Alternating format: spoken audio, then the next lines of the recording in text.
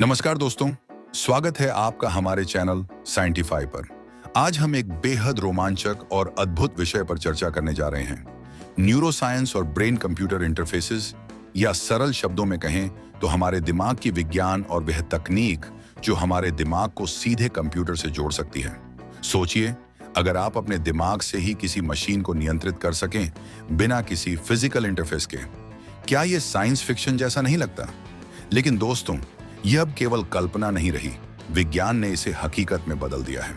आज के एपिसोड में हम जानेंगे कैसे हमारा दिमाग काम करता है, कैसे वैज्ञानिक इसे समझते हैं और कैसे ब्रेन कंप्यूटर इंटरफेसेस यानी BCIs का उपयोग विभिन्न क्षेत्रों में किया जा रहा है।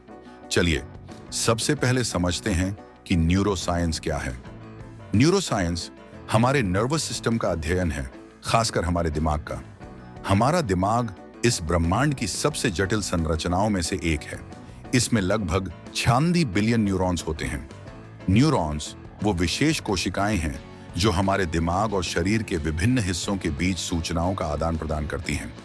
ये न्यूरॉन्स एक दूसरे से सिनेप्सिस के माध्यम से जुड़े होते हैं और इनसे गुजरने वाले इलेक्ट्रिकल और केमिकल सिग्नल्स के जरिए सूचनाएं भेजते और प्राप्त करते हैं।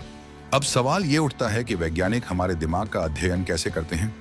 इसके लिए कुछ विशेष तकनीकों का उपयोग किया जाता है, जैसे फंक्शनल MRI मतलब fMRI और EEG मतलब इलेक्ट्रोएन्सेफेलोग्राफी। fMRI हमारे दिमाग के उन हिस्सों को दिखाता है जो किसी विशेष गतिविधि के दौरान सक्रिय होते हैं। ये खून के प्रवाह में होने वाले परिवर्तनों को मापकर काम करता है। जब कोई हिस्सा सक्रिय होता है तो वहां खून का प्रवाह बढ़ जाता है, जिससे हम समझ सकते हैं कि कौन सा हिस्सा किस गतिविधि में शामिल है। EEG हमारे दिमाग में होने वाली इलेक्ट्रिकल गतिविधियों को रिकॉर्ड करता है।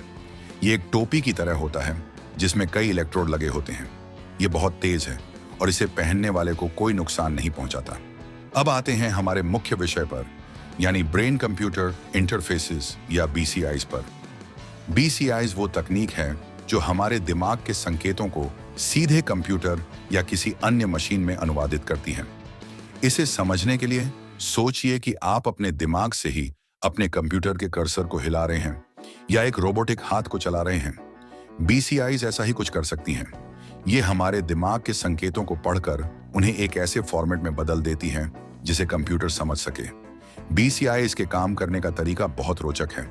इसमें मुख्यतः 3 चरण होते हैं।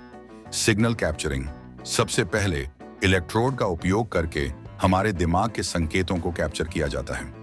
ये इलेक्ट्रोड या तो सिर के बाहर लगाए जाते हैं, जैसे EEG, या फिर सीधे दिमाग में इम्प्लांट किए जाते हैं।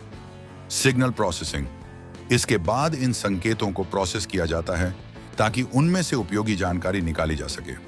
इसके लिए मशीन लर्निंग और आर्टिफिशियल इंटेलिजेंस का उपयोग किया जाता है। सिग्नल ट्रांसलेशन, अंत में प्रोसेस किए गए संकेतों को एक ऐसे फॉर्मेट में बदला जाता है जिसे कंप्यूटर या अन्य डिवाइस समझ सके। अब बात करते हैं BCI के विभिन्न उपयोगों की। मेडिकल फील्ड में इसका बहुत बड़ा योगदान हो सकता है। उदाहरण के लिए, जो लोग पक्षाघात के शिकार हैं, वे BCI के जरिए अपने दिमाग से ही कंप्यूटर या अन्य डिवाइस को नियंत्रित कर सकते हैं। इसके अलावा गेमिंग और वर्चुअल रियलिटी में भी BCI का उपयोग हो रहा है। सोचिए, आप अपने दिमाग से ही गेम कंट्रोल कर रहे हैं। यह अनुभव बहुत ही अद्भुत होगा।